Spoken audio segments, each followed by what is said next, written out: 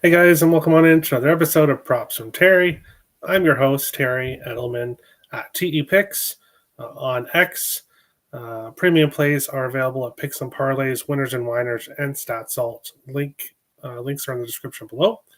I would recap the last show, but that was last week, and I'll be honest, I don't remember the results from last show last week. Obviously, the MLB All-Star break happened. So now we are on to the second half of the MLB season. So time to get locked and loaded here. I'm giving out 4 player props that I bet here for today's slate. Don't want to go too heavy here just because all these players have, other than the players that were in the All-Star game, but a lot of these players have been kind of on a break. And unfortunately, breaks can kill streaks. They can also start new streaks from other players. So some of the players that were really hot before the break are probably going to go cold. And then other guys that were cold will probably get hot. So not going to go too big into today's slate. One thing I did want to mention, other videos on the channel, I locked in my pick for the American League Rookie of the Year, which I bet just so happens to be in this game, which we'll be talking about here in a second. So make sure to check that out. Also, CFL free pick videos. I have one up for tonight, and then we'll be having one coming out for tomorrow's game. So check all that out on the channel. The Athletics and the Cleveland Guardians here in this one. JP Sears on the mound for the Athletics, and Slade Ciccone on the mound for the Cleveland Guardians here in this one. And in this game, I'm backing 2 players that were red hot heading into the All-Star break, and one who was very good on the All-Star break. So Nick Kurtz, yes, is spoiler alert for the Rookie of the Year video. I locked in Nick Kurtz at plus 350. I love what I've seen from Nick Kurtz this year. And his power, the home runs that he's able to hit, I think will give him a leg up against Wilson, Cam Smith. And then Roman Anthony at plus 2,500 isn't a horrible look either. He's been red hot heading into the break. We'll see if he keeps it going here in the second half. But Nick Kurtz, over 1.5 hit run RBIs, minus 110. He did that in 5 of his last 6 games and 7 of his last 9 games heading into the All-Star break. He had 4 hit run RBIs in 3 of his last 4 and 6 of his last 9 heading into the break. So good for 2, could be good for 3 or 4 as well if he hits a home run, which he definitely has the ability to do. And then Brent Rooker on the other side obviously was in the home run derby. Unfortunately, lost out by, I can't remember how small the measurement was, but it was a really small amount that he lost by. And the next day in the All-Star game, he hits a 3-run homer in his only at bat. So Brent Rooker, hot during the All-Star break, but before that, if you look at it, he had multiple bases in 4 of his last 5 games heading into the break and 5 of his last 7. He's 2 for 5 against Ciccone, both singles. Kurtz is 1 for 3 against Ciccone with a single as well. So Slade Ciccone did do well in his game against the Athletics earlier this year. Obviously, Rooker Kurtz did get hits, but Slade did get the win. So I don't know if the Athletics win this game, but they are definitely a team with value to look at down the stretch. 2 picks for that game and 2 picks for this game. So these are the 2 games we'll be talking about. And then after that, I'll quickly run down other players and other games you could look at if you did want to bet some other games. I'll jump into the chat here. Hey, Terry, happy Friday. Hey, Jay Stone, how's it going? Hope all is well. Baltimore and Tampa Bay here for this one. Bear with me for a second. Charlie Morton on the mound for the Orioles. 5-7 with a 5.18 ERA in the season. Taj Bradley, 5-6 with a 4.6 ERA on the season. Charlie Morton, though, if you look at his ERA and his record on the season, it's obviously really bad.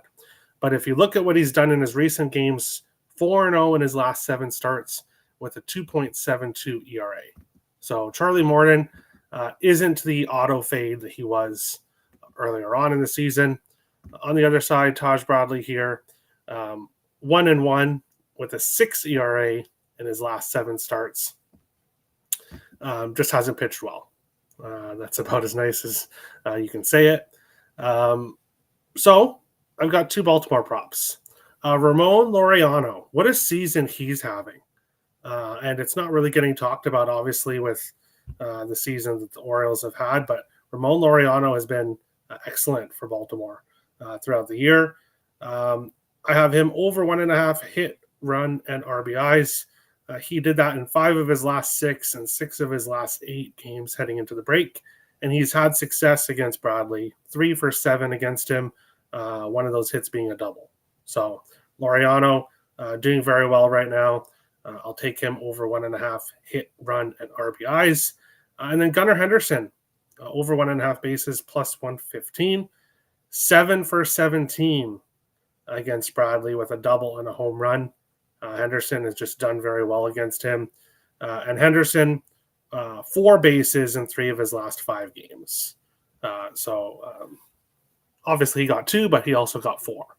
So he was hot in the games he did hit heading into the break. Has a good record against Bradley, so that's where we'll go here in this one. Mr. Edelman, baseball is back. Also took the Bombers at -3 last night. I don't have a side in that game. I know a lot of sharps are on the Bombers. Now it's -4.5, and I am beyond tempted to bet Calgary. Because it's a revenge spot, I'm not going to. I have props in that game, both on Calgary. So check out the CFL video. But I'm excited to watch that game because we're going to see. If Calgary wins again tonight, they are absolutely for real. Laureano will be traded if the Orioles don't win pretty much every game before the deadline. Well, someone will be getting a good player because he's done very well. As I said, I'll mention some other players to possibly look at here for the Boston-Chicago game, which is starting here in about an hour and 20 minutes. I don't know if that's going to be a high-scoring game. Both pitchers have done very well, but Roman Anthony and Rafaela both been doing very well for Boston. Soler and Realmuto and the Angels and Phillies game both have good numbers against the pitchers they're facing. Dylan Cease has been absolutely awful this year, especially on the road. So I would look at Washington team total, which is something that I bet personally, a small amount on though. Cease, 13 earned runs over his last 3 starts, has given up multiple home runs in 3 starts in a row, and he's 0-6 with a 6.27 in 10 road starts. Cease has just been awful. So hoping that the Nationals bats can get going. In the Blue Jays game, Patrick Bailey does good against Bassett, but Bo Bichette really does well against Verlander. Verlander has not want to start all year. Don't think he starts here, but no value with the Jays. Corey Seager and Adolis Garcia in the Detroit-Texas game. Both have been hot recently, have good numbers against Olsen, and then that's about it. So do have a premium play in the Milwaukee Brewers LA Dodgers game at the end of the night, so you can get that over on Picks and Parlays, Winners and Winers, or Stat Salt. Links are in the description below. Other than that, that's it for me today. So we'll see how things go, and should get the show for tomorrow out tomorrow morning, if depending on how things go. So if not, I might try to get it out tonight. We'll see when odds come out. But thank you for watching. Best of luck on the slate today. Quick recap, of course. Nick Kurtz, over 1.5 hit, run, RBIs. Brent Rooker, over 1.5 bases.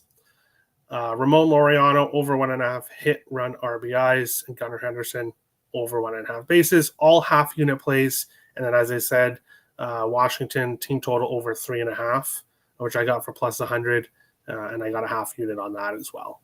But didn't include that in the show, but gave it out to you guys. Thanks for watching, and we'll see you guys on tomorrow's show. Best of luck tonight.